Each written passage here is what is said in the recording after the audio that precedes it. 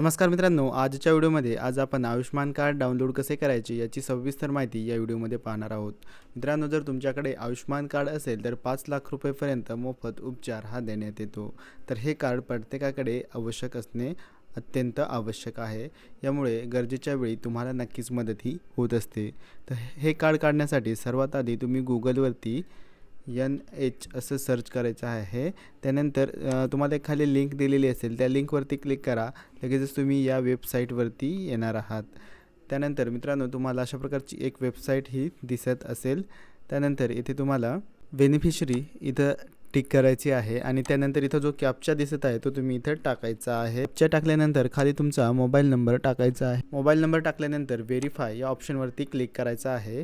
त्यानंतर तुमच्या मोबाईलवरती एक OTP आलेला असेल, तो OTP इथे टाकायचा आहे। त्यानंतर परत तुम्हाला एक कॅप्चा कोड खाली दिलेला आहे, तो कॅप्चा कोड जसाचा तसा इथे टाकायचा आहे। त्यानंतर लॉग इन या बटनावरती क्लिक करायचे आहे। त्यानंतर मित्रांनो, इथे तुम्ही बघू शकता, इथं स्कीम ही निवडायची आहे। स्कीम आता प्रधानमंत्री जन आरोग्य योजना ही बरोबर आहे। त्यानंतर इथे तुम्हाला तुमचे राज्य हे निवडायचे आहे। तर आता इथं आपण महाराष्ट्र राज्य निवडूया। त्यानंतर इथं स्कीम PMJY MJPY ही निवडायची आहे।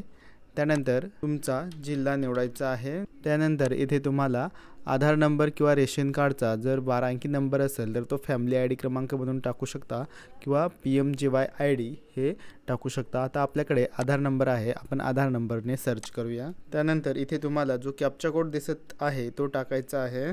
त्यानंतर सर्च या बटनावरती क्लिक करायचे आहे। तर मित्रांनो, रेशन कार्डमध्ये जेवढे सुद्धा नावे असतील त्या सर्वांचे आयुष्मान कार्ड हे अशा प्रकारे तयार झालेले असते।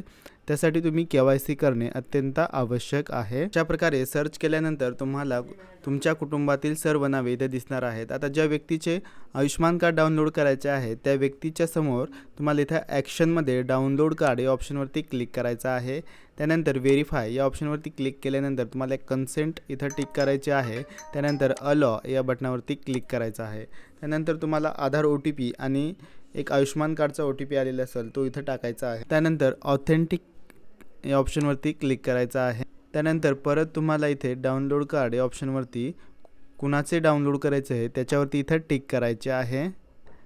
त्यानंतर आधार OTP किंवा फिंगरप्रिंट फेस ऑथेंटिकेशन या ऑप्शनने तुम्ही डाउनलोड करू शकता। त्यानंतर व्हेरीफाय या बटनावरती क्लिक करून परत कन्सेंट फॉर्मवरती टिक करायचे आहे आणि अलाउ करायचं आहे।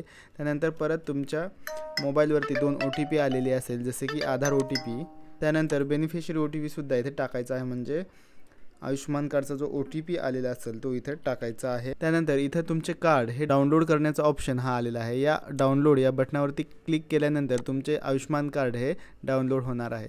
तर मित्रांनो, अशा प्रकारे तुम्ही तुमचे आयुष्मान कार्ड हे डाउनलोड करू शकता। मित्रांनो, अशाच प्रकारच्या माहितीसाठी तुम्ही आपल्या गावित टेक्निकली या YouTube चॅनलला नक्की सबस्क्राईब करा। नक्की तुम्हाला सर्व माहिती ही वेळेवरती व चांगल्या पद्धतीने समजावून सांगण्याचा प्रयत्न हा आपण करत असतो।